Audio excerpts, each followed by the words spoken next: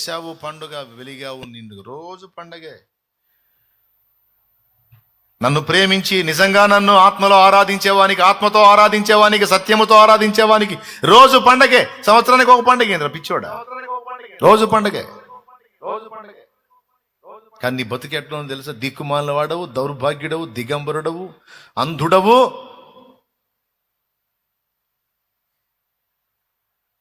సిగ్గుమాలిన వాడవై ఉన్నావని ఎరుగక, నేను ధనవంతుడను, ధనవృద్ధి చేసుకుంటున్నాను అని వెలిచూపులు కనపడుతున్నావా? అంజూరపు ఆకులు గల చెట్టులాగా. అంజూరపు ఆకులు గల చెట్టు, అంజూరపు కాయలు కలిగిన చెట్టు కాదు. పచ్చ కనపడుతున్నావు ఎదుటి మోసం చేయటానికి. నీ బతుకు జనాలకు తెలియకపోవచ్చు, నాకు తెలుసు.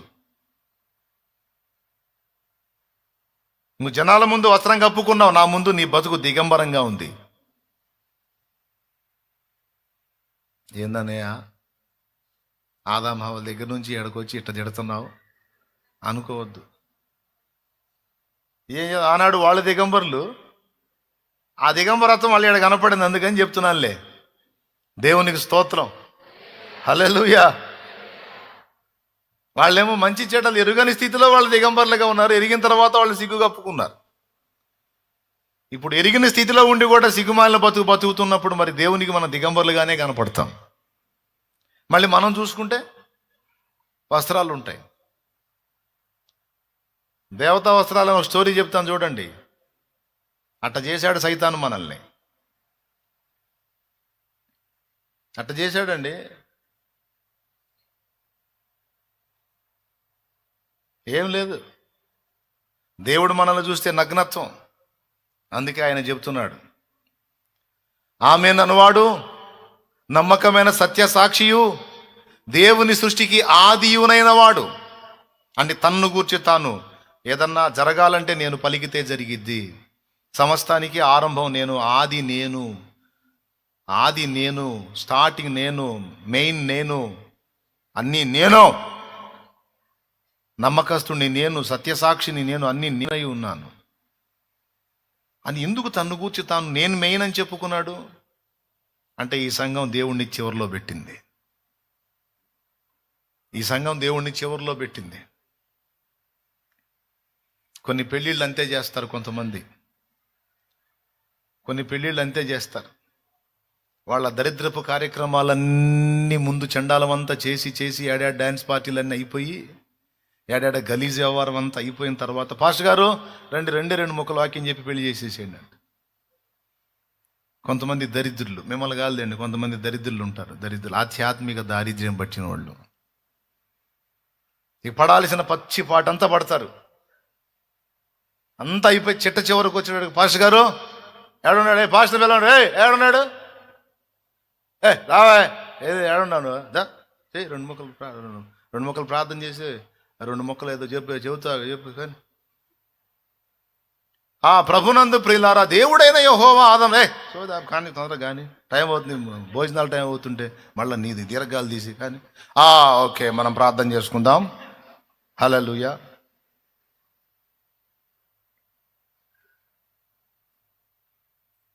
వీళ్ళని ఏమనాలి? ఈ టైప్ వాళ్ళని ఏమనాలి? ఈ టైప్ వాళ్ళని ఏమనాలండి? ఇలాంటి వ్యక్తులు ఎవరైనా సరిదిద్దుకోవాలి. వీళ్ళు ఎక్కడ పెట్టారు యేసుని?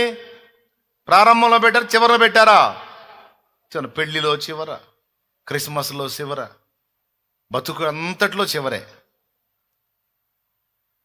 సంఘ క్రమాల్లో చివర. దేవుడు ఏమంటున్నాడు? లవోదికే మెయిన్ నేను రా అంటున్నాడు. కొన్ని సంఘాలు అయితే యేసు ప్రభుని సంఖలో పసిపాపం చేసి పెట్టారు. ఎప్పుడన్నా చూడు యేసు బాల చేసే, ఎప్పుడు పెద్ద యేసుగాడు, ఎప్పుడు చిన్న యేసే. దేవునికి స్తోత్రం. ఎప్పుడన్నా చూడు ఆడే కూర్చొని ఆయన నువ్వు దిగొద్దు.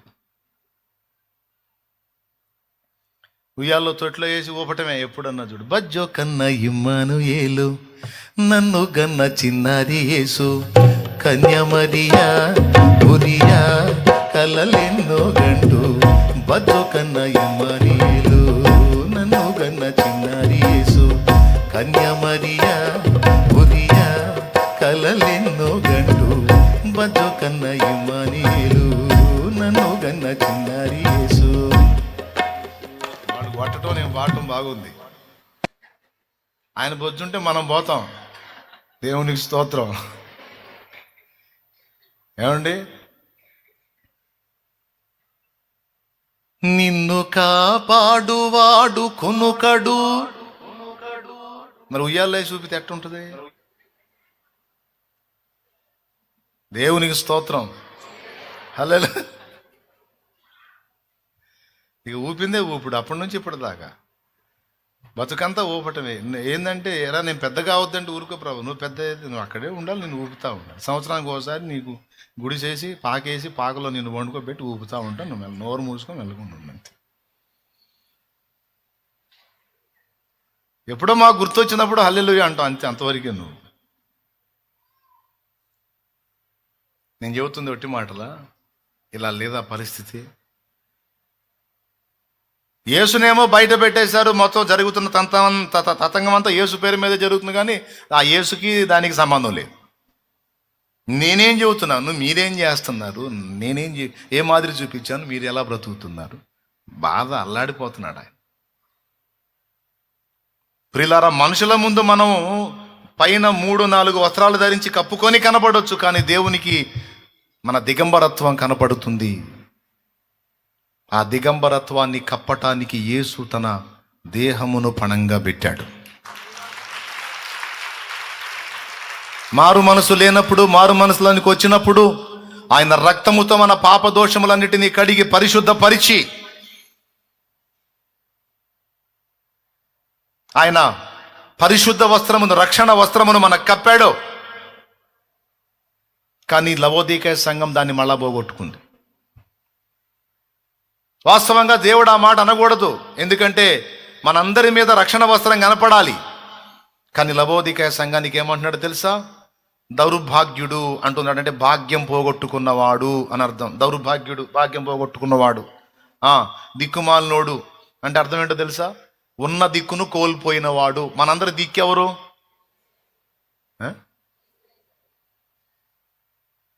దిక్కిక నీవే చక్కగా రావే, మిక్కిలి మ్రోకుదు మ్రోకుదు మ్రోకుదు నీ చరణములే. చెప్పండి, మనందరి దిక్కెవరు? దిక్కుమాలిన వాడు అంటే దిక్కును పోగొట్టుకున్నవాడు అని అర్థం. మనందరి దిక్కై ఉన్న యేసును కోల్పోయినప్పుడు మనం దిక్కుమాలిన వాళ్ళ లెక్కలోకి వస్తాం. మనందరికీ దిక్కైన యేసును చిన్న చూపు చూసినప్పుడు, యేసును విసర్జించినప్పుడు మనం దిక్కుమాలిన వాళ్ళ లెక్కలోకే వస్తాం. ఈ పైన చెప్పిన తిట్లన్నీ యేసుకు లింక్ అయి ఉంటాయి. చూడండి, ఫస్ట్ ఏమన్నాడు? దౌర్భాగ్యుడు అన్నాడు, అంటే భాగ్యం పోగొట్టుకున్నవాడు. మన భాగ్యం ఎవరు? సర్వకృపా నిధివే,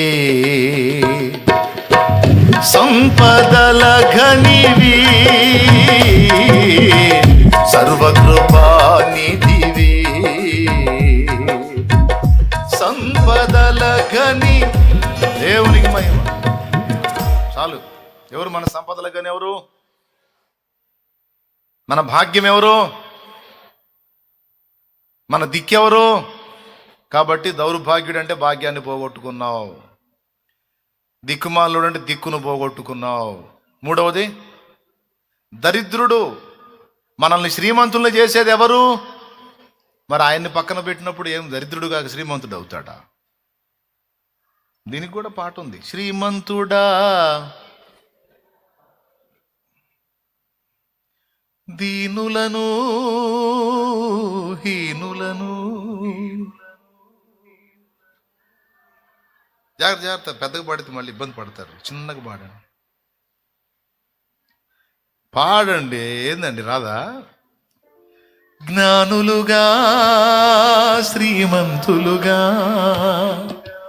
మార్చగలిగిన మంచి దేవుడవు నీవే యేసయ్యా, మార్చగలిగిన మంచి దేవుడవు నీవే యేసయ్యా. నీవు లేకపోతే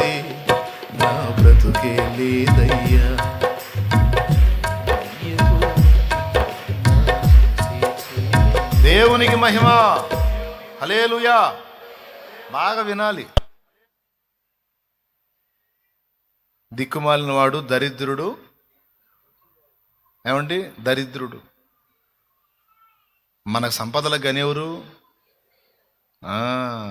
మనకు ఐశ్వర్యం ఎవరు? మన శ్రీమంతుడు ఎవరు? మరి ఆయన్ని పక్కన పెడితే మన దరిద్రులు కాకేమన్నా మనం సంపన్నులం అవుతామా? మన భాగ్యమాయన, మన దిక్కాయన, మన సిరి, మన శ్రీమంతుడు ఆయన. కానీ అది పోగొట్టుకొని దరిద్రుడయ్యాడని చెప్తున్నాడు. 3. 4వది, గ్రుడ్డివాడు. మన కళ్ళను వెలిగించినోడు ఎవరు? ఎవరండి మన కళ్ళను వెలిగించిన వాడు? అవిశ్వాసుల మనోనేత్రాలకు గుడ్డితనం కలుగజేసిన యుగ సంబంధమైన దేవత. ఆయన మన మనోనేత్రాలను వెలిగించాడు, మన కన్నులు తెరచాడు.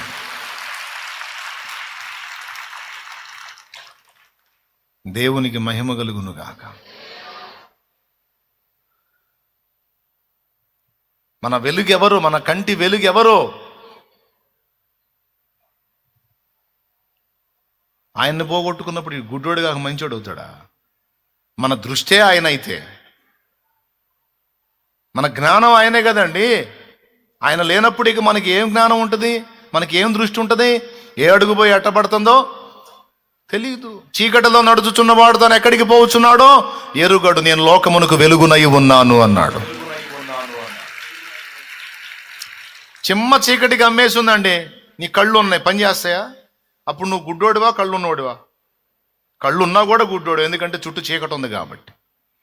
దన్మని వెలుగు వచ్చింది, అప్పుడు నీ కళ్ళు పనిచేస్తాయి. ఇక అప్పుడు గుడ్డితనం ఉండదు.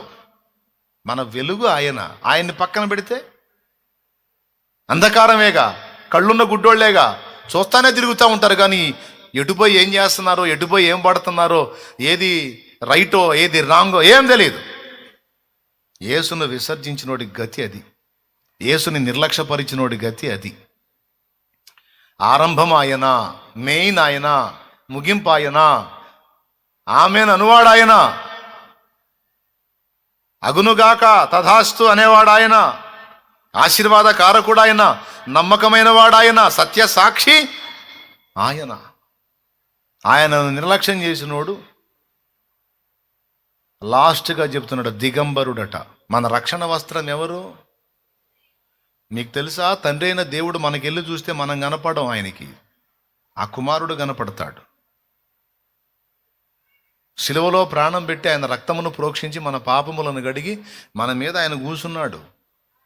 యేసును ధరించుకున్న వారమని ఉంది బైబిల్లో. ఏడుందో చెబితే గ్రేటే మీరు. మరి 3 అంకెలు లెక్క పెడతా. మరి పాస్టర్లకు కూడా సవాల్.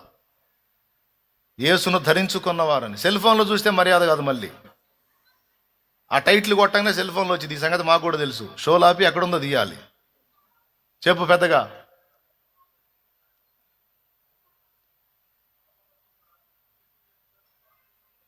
అబ్బా, శబ్బాష్ శబ్బాష్.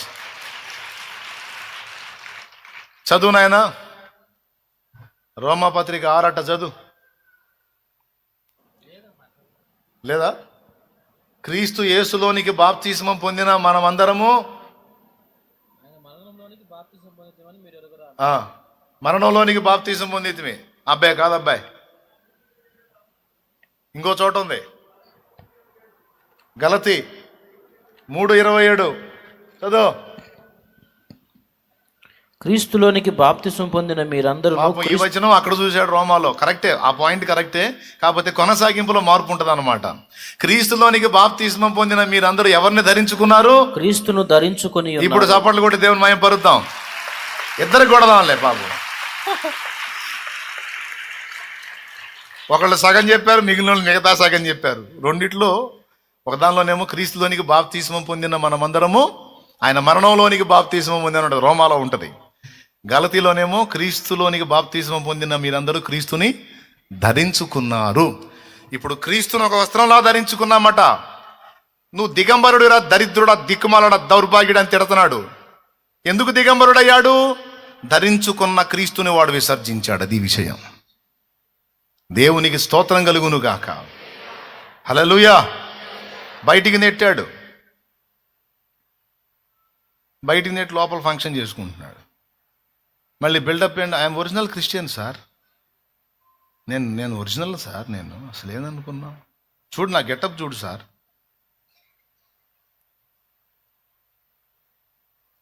అసలు ఏందని ఎంత భక్తి అనుకున్నావు, యేసును మాత్రం బజార్లో పెడతాం కానీ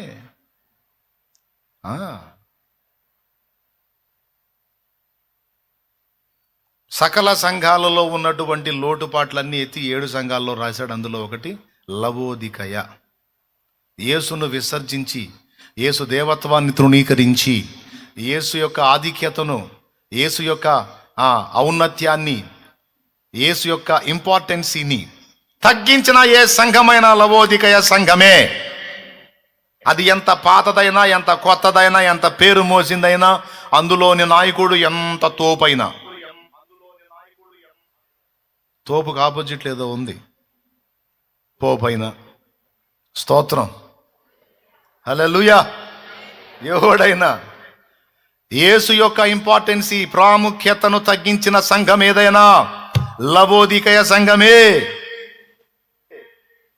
యేసు మెయిన్, యేసు దేవుడు, యేసు నరుడుగా భూమి మీదకి వచ్చాడు. భూమి మీద ఉన్నంత వరకు ఆయన సంపూర్ణ మానవుడు అన్నది ఎలాగూ నిజమో, ఆయన సంపూర్ణుడైన దేవుడు అన్నది కూడా అలాగే నిజం.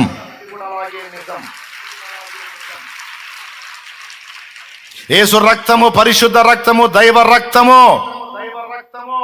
దీన్ని కాదని బోధించే సంఘము, ఆ బోధన నమ్మే సంఘము లవోదికయ అనుభవంలో ఉంది. యేసుగాక ఇంకొకళ్ళు ఉన్నారు. ముందు వారిని గౌరవించి తర్వాత యేసుని గౌరవించాలని, యేసుని సెకండ్లో పెట్టి మొదట్లో ఇంకొకళ్ళని పెట్టే సంఘం కూడా లెక్క చెప్పాలి. అది కూడా లవోదికయ అనుభవంలోనే ఉంది. అది ఎంత పేరు మోసిన సంఘమైనా, ఎంత పాత సంఘమైనా.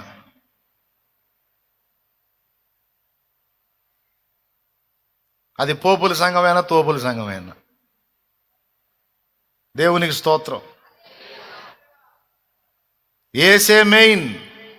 దేవుని సృష్టికి ఆది అయినవాడు, ఆది యందు అన్నవాడు, ఆది అయినవాడు, అన్నిటికీ అందరికీ ఆది, మనందరికీ మెయిన్ ప్రభు అయిన యేసుక్రీస్తు.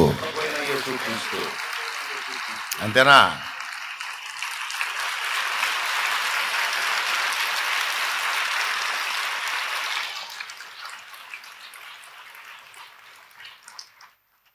ఏ సంఘం మీద నాకు ద్వేషం లేదు. అన్ని సంఘాల్లో కాస్త కూస్తో భక్తి కలిగిన వాళ్ళు, నీతిమంతులు లేకపోలేదు.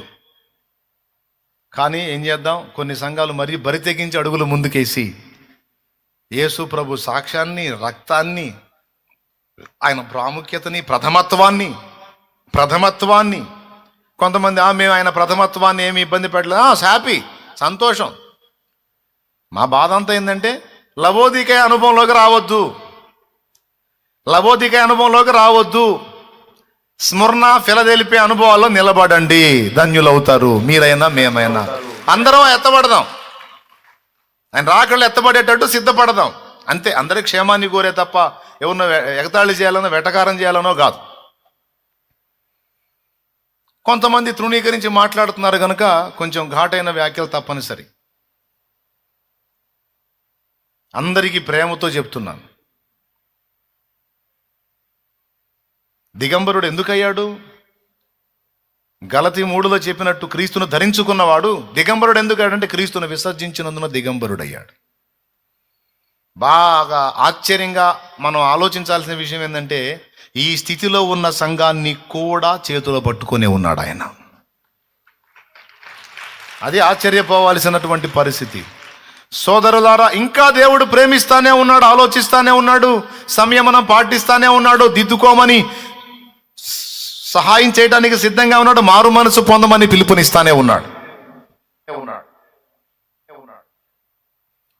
మనుషుల ముందు మనం అన్ని కప్పుకున్నట్టు కనపడవచ్చు, దేవుని ముందు మన దిగంబరత్వం కనపడకుండా ఉండాలంటే క్రీస్తును విసర్జించకూడదు, క్రీస్తును కలిగి ఉండాలి. ఆది కాండంలో మనకు అది స్పష్టపరచబడుతుంది. సరే, ఇక ఈ ప్రకటన గ్రంథం మ్యాటర్ పక్కన పెట్టి ఇప్పుడు మెయిన్కి పోదాం. మళ్ళీ దేవునికి స్తోత్రం కలుగును గాక. దిద్దుబాటు సందేశం అయిపోయింది. ఇప్పుడు ఇక నెక్స్ట్ పాయింట్ ఏందో చూద్దాం. ఎంతమందికి అర్థమైంది? క్రీస్తు లేకుండా క్రిస్మసా? క్రీస్తుని బజార్లో నిలబెట్టి క్రిస్మసా? క్రీస్తుని తలుపు వెలపట నిలబెట్టి క్రిస్మసా? నో. క్రీస్తు మన లోపలికి వస్తే డైలీ క్రిస్మస్సే. ప్రతిరోజు సంతోషం, ప్రతిరోజు పండగ, ప్రతిరోజు ఆనందమే, ప్రతిరోజు ఆరాధనే.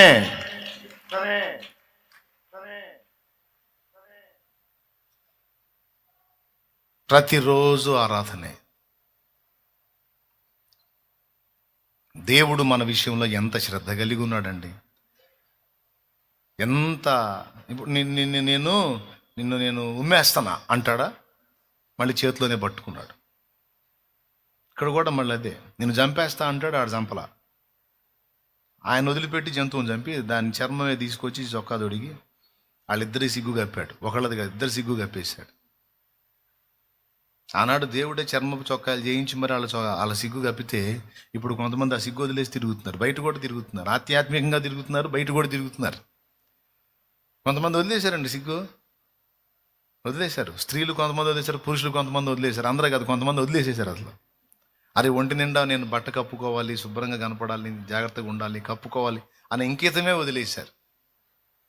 ఎట్లా పడితే అట్లా బట్టలు కట్టుకుంటా ఉన్నారు. దేవుడు చక్కగా చర్మపు చొక్కాయలు చేయించి మరి వాళ్ళ సిగ్గు గప్పితే, దేవుడు గప్పితే వీళ్ళు తీసేసుకొని తిరుగుతున్నారు. ఆ స్థితిలో ఎవరు ఉన్నారు? సరి చేసుకోండి అమ్మా. మళ్ళీ ఈ సిగ్గు వదిలేసి బతుకుతూ కూడా మళ్ళీ హల్లెలూయా స్తోత్రం, హల్లెలూయా స్తోత్రం. అన్యజనులలో దేవుని నామం దూషణ పాలు చేస్తూ ఒక పక్క మళ్ళా దేవుని మయంపరుస్తున్నట్టు కనపడటం, ఇది సరిచేయబడాలి. దేవుడు ఇంకా నిన్ను ప్రేమిస్తున్నాడు, నీ మారు మనసుని అపేక్షిస్తున్నాడు, నా మారు మనసుని కోరుకుంటున్నాడు. మనం మార్పు చెందాలి.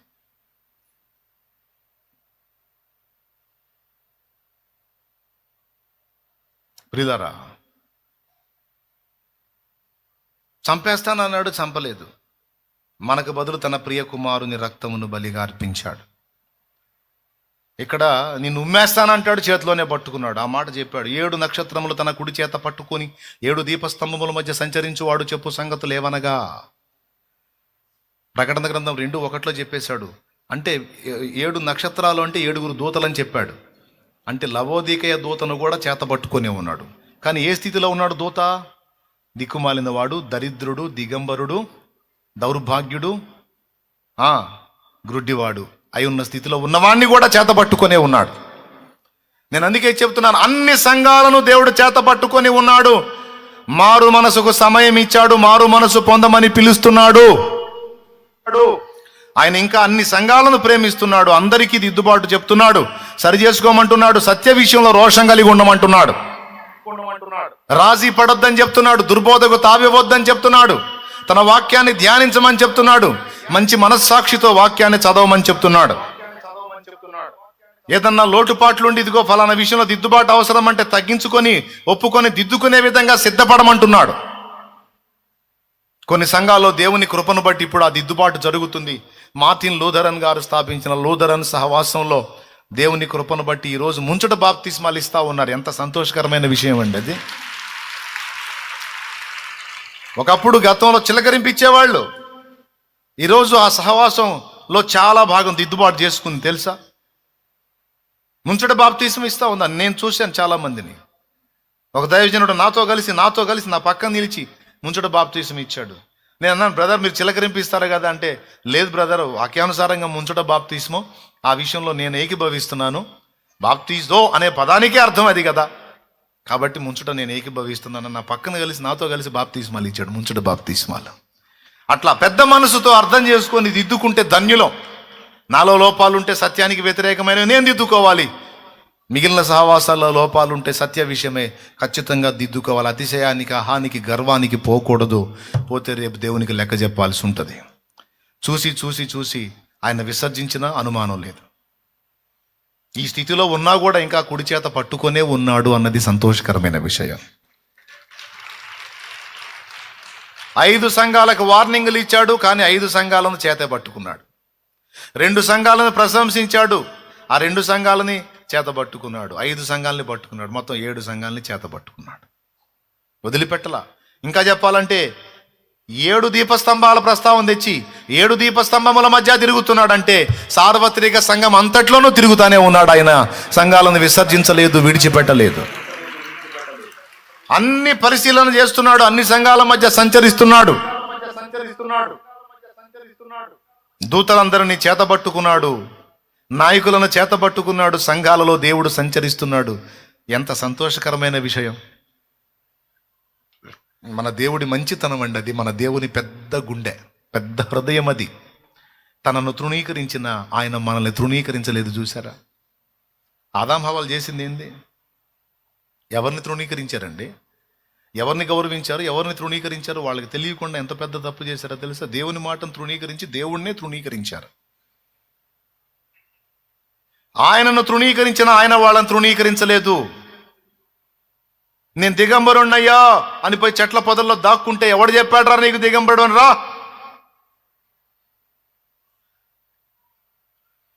అడ్డదిడ్డమైన గడ్డి తినే చేష్టాలన్నీ చేసి, అడ్డదిడ్డమైన పాపాలన్నీ చేసి, దేవా నాకు మొహం చెల్లట్లేదయ్యా నీ దగ్గరికి రావడానికంటే ఆయన ఏమని కేకేస్తున్నాడు తెలుసా?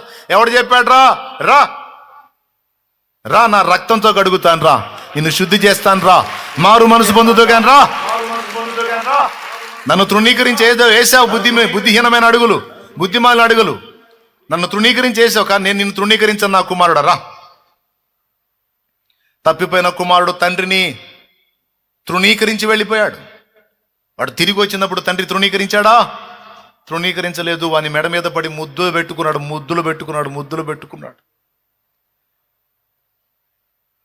అది తండ్రి గుండె, మన దేవుడి గుండె అది, మన దేవుడి మనసు అది, మన దేవుని హృదయం అది. మన చర్యలతో, మన ప్రవర్తనతో, మన క్రియలతో పలుమార్లు మనం ఆయనను తృణీకరించిన ఆయన ఇంతవరకు మనల్ని తృణీకరించలేదు, మనల్ని త్రోసివేయలేదు, మనల్ని అసహించుకోలేదు, నెట్టివేయలేదు. ఇంకా మనల్ని కుడి చేత పట్టుకొనే ఉన్నాడు. అది ఆయన మమత. బెదిరింపు అయితే బెదిరించాడు, చంపేస్తాను నిన్నని బెదిరించాడు, కానీ మార్చుకున్నాడు అభిప్రాయాన్ని.